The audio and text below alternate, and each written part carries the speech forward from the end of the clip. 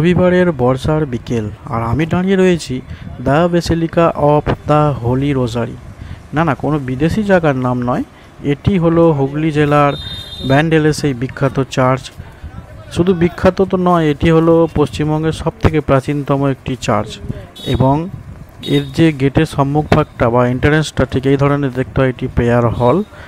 আর এই যে প্রাচীনতম এই চার্চের ইতিহাস সকলেরই প্রায় অল্প বিস্তর জানা আছে। এখানে ক্যান্ডেল বিক্রি হচ্ছে, আপনারা চাইলে সেই ক্যান্ডেল কিনে ভিতরে জ্বালাতেও পারেন। আর মেন গেটে ঢোকার সময় এই ধরনের ভাস্কর্য এবং যীশুখ্রিস্ট টাইমের কিছু ইতিহাস এইভাবে জানানোর চেষ্টা করা হয়েছে। ছুটির দিন এবং প্রার্থনারও দিন, সেজন্যই এই চার্চ প্রাঙ্গণে দর্শনার্থীদের ভিড় একটু বেশিই আছে।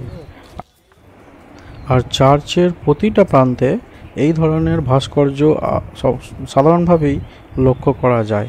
প্রতিটা প্রান্তে আপনি যতটা ঘুরবেন, আর দেওয়ালে দেওয়ালে এই ধরনের কিছু মহান বাণী লেখা আছে।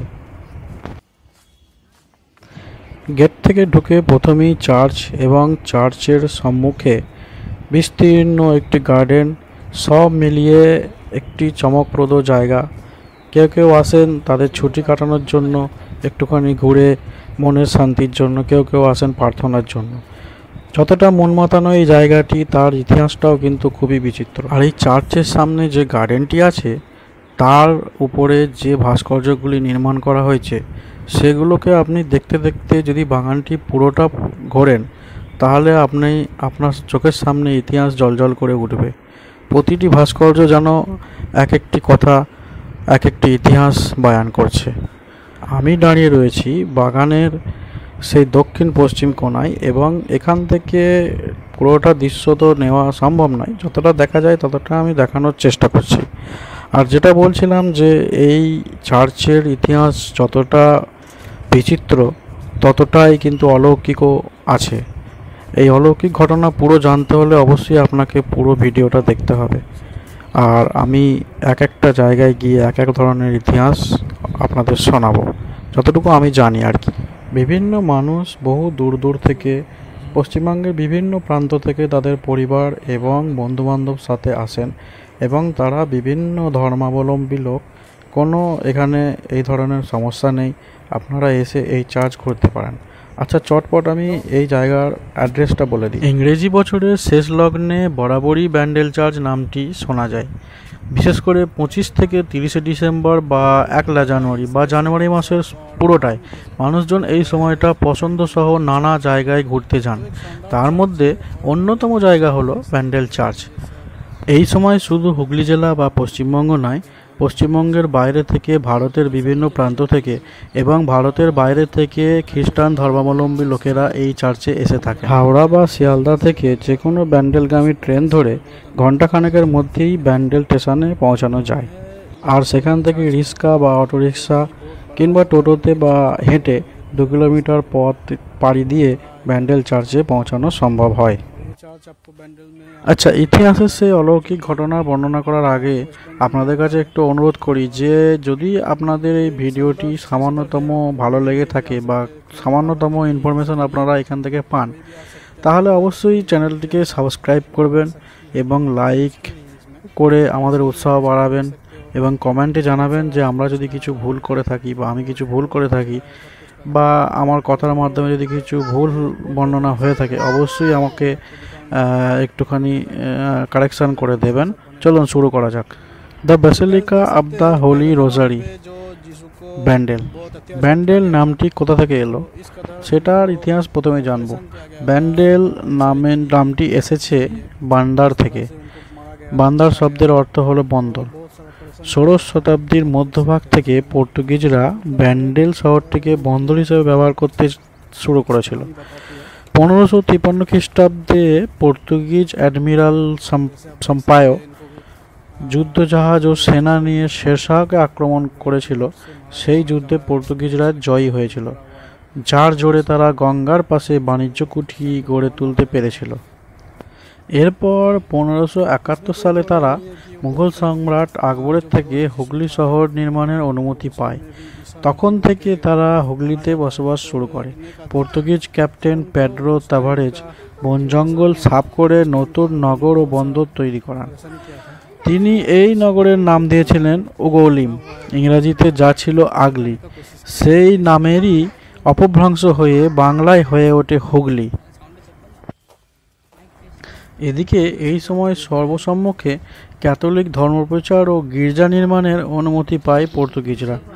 1779 খ্রিস্টাব্দে তারা হুগলি নদীর তীরে বন্দর ও দুর্গ নির্মাণ করে ফেলে। স্থানীয় বাসিন্দাদের ধরে ধরে তারা তখন ধর্মান্তরিত করে। এর ফলে হুগলিতে খ্রিস্টান ধর্মাবলম্বীর সংখ্যা প্রায় 5000-এ পৌঁছে যায়। এই পরিস্থিতিতে তার পিতা জাহাঙ্গীরের বিরুদ্ধে বিদ্রোহে পর্তুগিজদের সাহায্য চান শাহজাহান, কিন্তু পর্তুগিজ গভর্নর রডরিগ সেই সাহায্য করতে রাজি হননি। সেই রাগে বদলা নিতে সম্রাট হই 1628 খ্রিস্টাব্দে মুঘল সুবেদারকে ব্যান্ডেল অভিযানের নির্দেশ দেন শাহজাহান। যুদ্ধে পর্তুগিজরা চূড়ান্ত পরাজিত হন। বহু পর্তুগিজ ও ধর্মান্তরিত খ্রিস্টান মারা যান। পর্তুগিজদের দুর্গ ভেঙে দেয় মুঘলরা। পর্তুগিজ গভর্নর ও 5 পাদ্রীকে জীবন্ত পুড়িয়ে মারা হয়। প্রবীণ পাদ্রী জোয়ান ডে ক্রুজ ও 4000-এর বেশি পর্তুগিজকে মুঘল রাজধানী আগ্রায় ধরে নিয়ে যাওয়া হয়। এরই মধ্যে ডে ক্রুজকে মৃত্যুদণ্ড দিয়ে মত্ত হাতির সামনে ফেলে দেওয়া হয়, কিন্তু হাতি ওই পাদ্রীকে হত্যার বদলে সুঁড়ে করে পিঠে বসিয়ে নেয়। তাকে অলৌকিক ঘটনা ধরে নিয়ে শাহজাহান 1633 সালে ব্যান্ডেলের 777 একর জমি পর্তুগিজদের নিষ্কর হিসাবে দান করে দেন। সেখানে তৈরি হয় এই বিখ্যাত গির্জা। 1660 খ্রিস্টাব্দে সেই নতুন গির্জার চূড়ো দেখে দিক নির্ণয় করা হয়। সেখানে পৌঁছে যায় পর্তুগিজ জাহাজ। তিনি নিজে মানত অনুযায়ী জাহাজের মাস্তুল গির্জাকে দান করেন। সেই মাস্তুল আজও রয়েছে ব্যান্ডেল চার্চে। এই গির্জার সম্মুখে যে জাহাজের মাস্তুলটি রয়েছে, এর আরেকটি কাহিনীও বর্ণিত হয়। কথিত আছে, বঙ্গোপসাগরে একটি পর্তুগিজ জাহাজ প্রবল ঝড়ের মুখে পড়লে মেরি মাতা জাহাজটিকে রক্ষা করেন। তারপর কৃতজ্ঞতা স্বরূপ জাহাজের কাপ্তান মাস্তুলটিকে গির্জায় দান করেন। সেটি এখনও সংরক্ষিত আছে, কিন্তু একটু ভগ্নস্ত অবস্থায় রয়েছে। গির্জার 3টি পূজাবেদী, কয়েকটি সমাধিপ্রস্তর, একটি পাইপ অর্গান ও মেরির কিছু সিংহাসনও রয়েছে। এই ছিল ব্যান্ডেল চার্চের কিছু জানা অজানা ইতিহাস। বলতে যতটা শিহরণ লাগছে, শুনতেও হয়তো আপনাদের অতটাই শিহরণ লাগছে। তবে একটা কথা বলতেই হয় যে যে কোনো ধর্মস্থানে এলে মনে যেমন একটি শান্তি লাগে মনপ্রাণে, সেই শান্তি এখন আমারও একটু অনুভব হচ্ছে। তো এখানে তো থেমে থাকলে হবে না, আমি আছি এখন গার্ডেনটির একদম পূর্ব প্রান্তে। আর ঠিক আমার পিছনে যে বিল্ডিংটা দেখছেন, ওটি চার্চেরই একটি বিল্ডিং। আর যেমনটি বলছিলাম যে সব কোনায় কোনায় এক একটি করে মূর্তি আছে। তো আর এই গার্ডেনের মাঝখান দিয়ে একটি রাস্তা আছে। তো চলুন আপনাদের এই গার্ডেনটি আরও একটু দেখায় আর চার্চের দিকে যাই। আসুন আমার সাথে।